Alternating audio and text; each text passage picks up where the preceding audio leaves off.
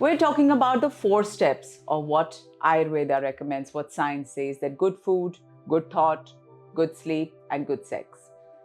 So, going back to the fourth one is sex. Now, today I'm sitting here, Yash is sitting here, you're recording.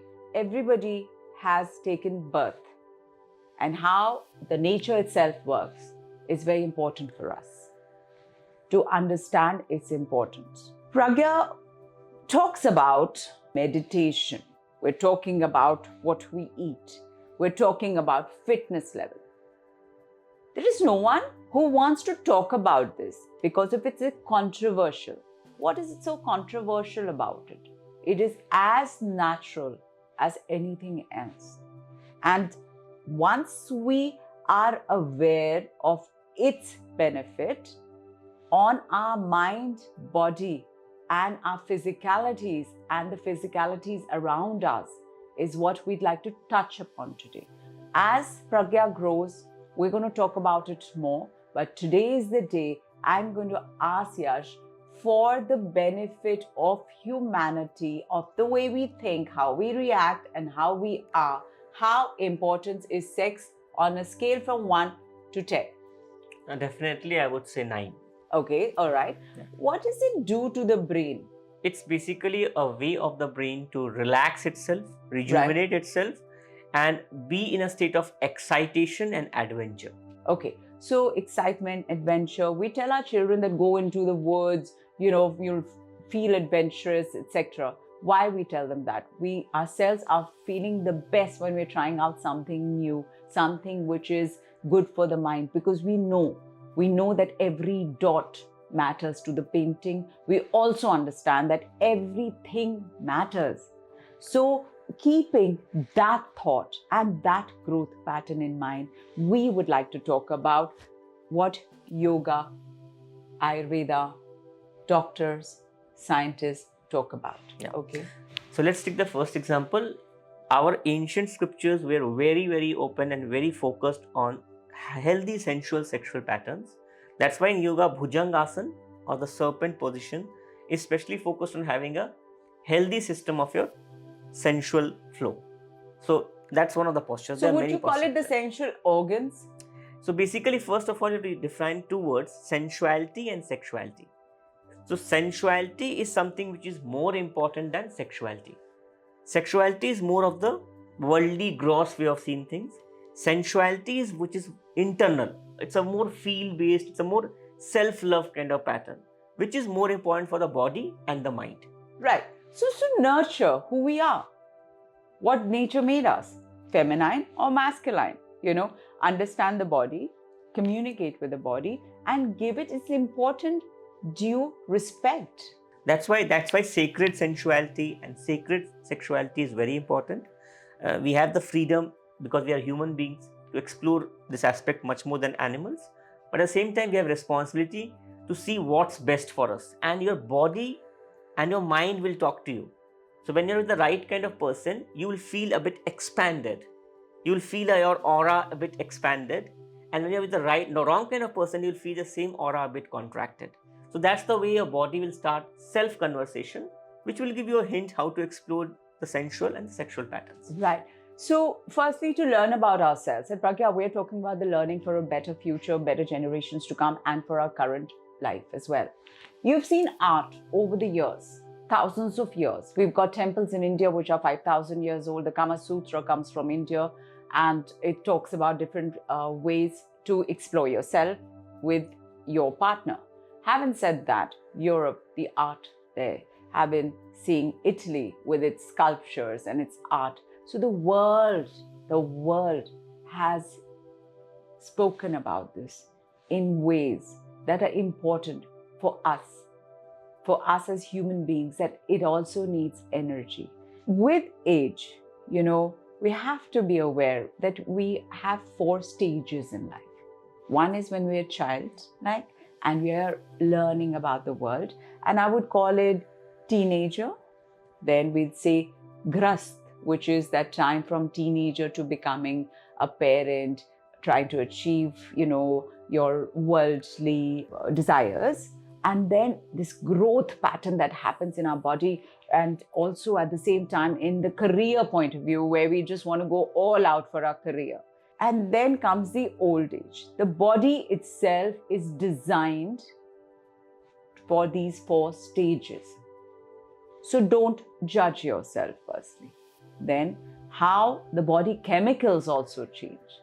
Be aware of it, because only in the awareness of consciousness come in that this is the only time for it, or after this time this may become a problem.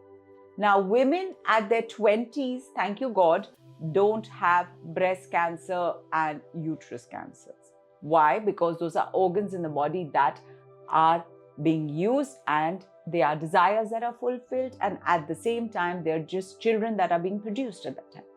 So there is a chemical change, there is a whole body evolution that is taking place. After that, the drive to acquire, the drive to become the superhero mother, is causing stress, and that gives us the lack of time to know the needs of our body, and thus is one of the reasons for cancer of the uterus and cancer of the breast.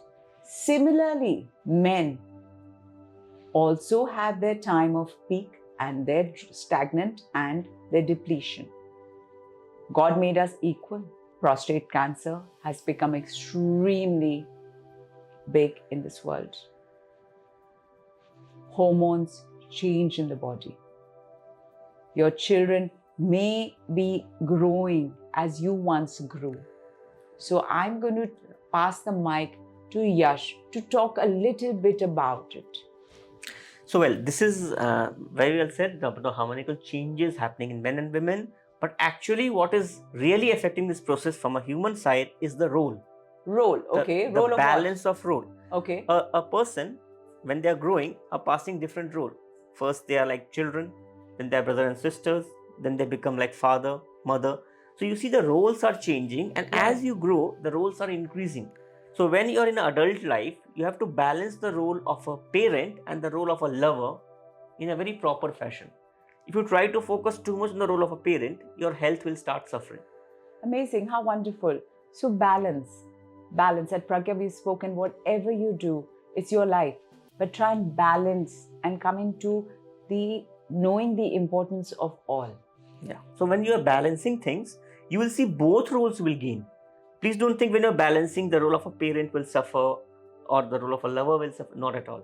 If you're balancing each role like the pendulum, like if you see a wall clock, the extreme point of one pendulum point is helping the other point to be reached. So if you balance your role, the both parts of your personality feel happy, satisfied, and gives energy to the next role to come. Amazing. So it actually gives us energy. And what about these hormones? When they shift, how do you feel? Do you feel frustrated? Do you feel angry? What happens? So actually, hormones have a natural cycle. Your thoughts affect and interfere with the harmonical cycles. So you have a duty towards your own harmonical cycle to be in the best of your mental state. Your emotional state affects all this a lot. I'll give a very simple example. Let's take the example that you are taking a slice of lemon and rubbing it on the tongue on imaginary level. If you just imagine a lemon being sliced and rubbed on your tongue, you produce real saliva from the activation of real salivary gland. So that's how your imagination can affect the real state. This happens in the sensual context also the concept of parents and everything. Basically, you have to imagine right. You have to imagine as per every role. You must compartmentalize your life, and every role should be given its due respect, due time, and you will see all the roles in synchrony will help you to reach the peak of your character and strength. Amazing. So how I understand this is that each role has its own time, and also all roles will just pass by. So give yourself that space, time. Deepak Chopra, I watched one of his interviews, says that it's all in the mind. Then most masters have said that as well. Also, the process of creating an imaginary state gives a message to the mind, because the mind cannot detect what is true and false. So this is a great way to manifest many things coming to you. This is the great way to cheat what is cheating us, which is the mind and its thought and its constant thoughts and its constant thoughts. So we stop it, we control it. How does it make you feel? It makes you feel empowered. What happens to the body organs? They repair themselves when this kind of being that we really are is addressed, and we spend time on our sensuality and sexuality. Does it repair our body systems? First of all, the entire repairing system is dependent on the brain cells. Your brain cells repair the body cells, and that's how the whole system is designed. Now, your brain cells get affected by your thoughts and your emotions. Both of them deal very strongly with food, meditation, sleep, and sensuality and sexuality. Okay, so they all have equal role to play. In proportion, at different times and different stages of life and different age cycle, the roles change.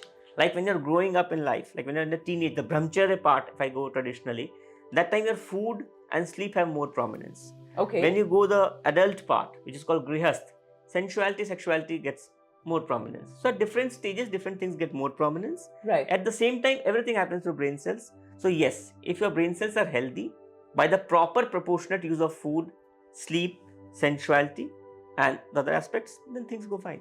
Okay, so they're all equally important and must be given that respect.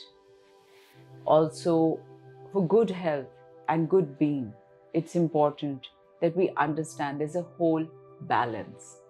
So people who feel that, oh, I don't need this, or I don't need that, or I don't need this, or I'm above this, or I'm below this, please stop judging yourself, get hold of your mind, and be aware that these are four rules which are good for the body, mind, and the self and the environment around us, the people, the relationship that we are all about.